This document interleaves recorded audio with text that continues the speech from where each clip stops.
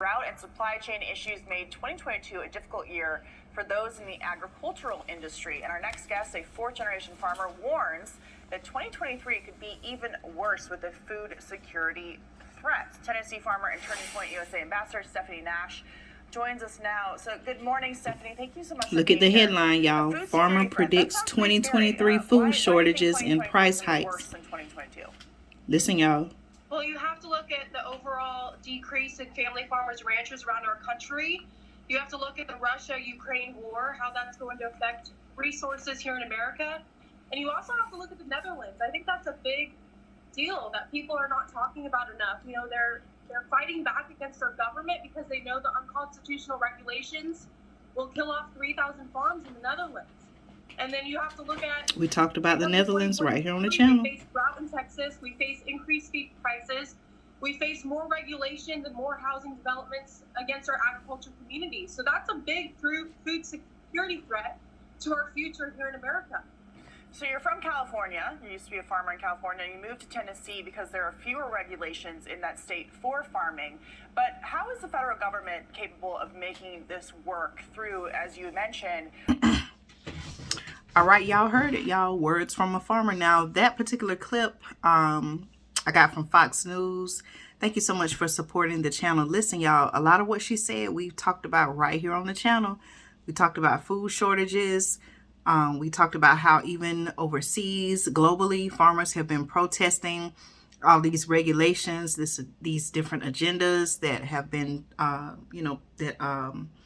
leaders, some of who are not even elected, that leaders are and other people are coming together trying to implement these different policies, all while seemingly ignoring farmers and their needs. So thank you all so much for supporting the channel. Listen, what caught my attention about this article from Fox News, the title of the article, it says farmer predicts, more food shortages and higher prices in 2023.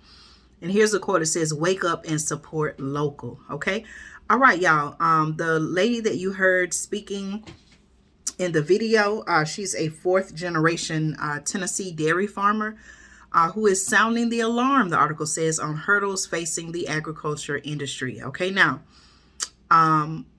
the farmer is warning food shortages in 2023 will be more severe than previous years as the American agricultural industry faces growing production hurdles. Okay, Stephanie Nash is her name. Stephanie Nash, who the article also says, and this was said in the video, a Turning Point USA ambassador, spoke out about the issue on Fox and Friends on Wednesday, saying that the threat of drought, price hikes due to inflation, and an increasing number of regulations are creating serious problems for farmers. Now, it's one thing if people like myself, I say it, or maybe you hear it on another channel or some other platform, news source. But when farmers are saying it, y'all, when you have farmers who are really sounding the alarm, such as she has, and there have been many others, right? Why would we not stop and listen to what they're saying? They're the people who are, farmers are responsible for feeding the world, right? Feeding Americans, feeding the world. They grow a large part of the food that's sold in markets, sold locally. Why wouldn't we listen to them saying, hey, y'all, maybe we haven't been able to produce as much as we have due to the weather, due to regulations, and other factors. Why would we not listen to them, right? All right. So what she also said was that's a big food security threat to our future here in America. Okay. The article, an interview also goes on to say that she actually began her farming career in California. That was mentioned in the video, but she moved her business to Tennessee because the state has fewer farming regulations. Okay. Here's a quote by Farmer Nash, who said that California, they have tons of regulations with air quality, the water coalitions, just being able to get resources they need. It's like they're pushing us into a corner to go out of business, she said. Okay, now we've talked about, I have several videos where I talked about the droughts in California and the regulations, the water shortages, the droughts. I wonder if other farmers, now she's just one example, but I wonder if there were other farmers who chose to leave the state and go and set up and continue their farm in other areas. What do you all think? Please let me know your thoughts, okay? The article and interview continues by saying the biggest problem remains, okay, however, that the U.S. Department of Agriculture has not kept up with a changing world, Farmer Nash asserted. Okay, she said the USDA, U.S. Department of Agriculture, needs to consider the threats from severe weather and how family farmers are being impacted.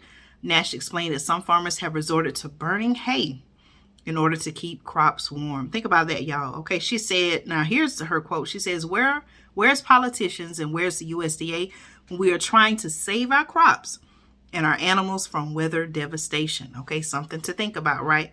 And she said, and they want to tell us how to do our job on the side with regulations. Okay.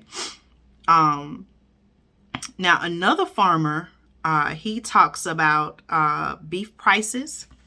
He talked about the fact that beef prices were increasing. Okay.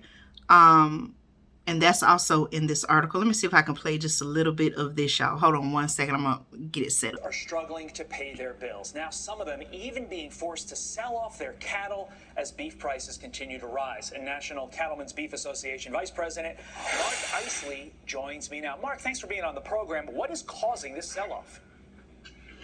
Well, most of it's probably related to the drought, and this is one of the biggest droughts in quite a while. It encompasses about half the United States, and where it used to be regional now or localized, now it's tough to get feed. See the heading, y'all. Beef prices surge, forcing farmers to sell cattle. Here's some numbers. The national cattle and calves inventory down 2% since last year, down to 98.8 million. If I understand correctly, ranchers are being forced to sell their mommy cows for slaughter, to slaughter, I should say. So if mommy cows aren't around to make baby cows, how much lower could that number drop? Well, we're not sure. We'll wait for USDA to come in with those statistics. But, you know, herd thinning or reduction it's attributed to many things, drought and input costs. So it's a business adjustment we have to make. It's not pleasant. It's not fun, but it's part of what we do. All right. So y'all share y'all thoughts about that. Nash also noted that even the four main packers in the beef industry are selling off their cattle, the article says, because of minimal profits and the inability to get feed in some parts of the country. Okay, here's a quote. She said, if you look at big corp, big government, they're the ones who are getting rid of, it says, family farmers and ranchers and reaping the benefit of Americans at the grocery store. Okay. That's the truth of what is happening in America, she said, and that's the truth of what will happen if we don't start to wake up and support local. Okay, so you all let me know your thoughts. Again, this is an article from Fox News, and the title of the article says that a farmer predicts more food shortages, higher prices in 2023. Wake up and support local. Are you familiar with the local grocery stores, local markets, farmers markets in your area? If not, that may be something that you want to look into. I know a lot of times at farmers markets, you can find, sometimes you can find cheaper prices there at the farmers market versus your traditional grocery store. So look into that. Support local. A lot of we know that corporations, they have a lot of, capital and, different things that they can work with. But, especially at a time like this, we know mom and pop shops, small local businesses, they need our support as well. So definitely look into supporting local. Make sure you have your emergency food supply, your survival needs.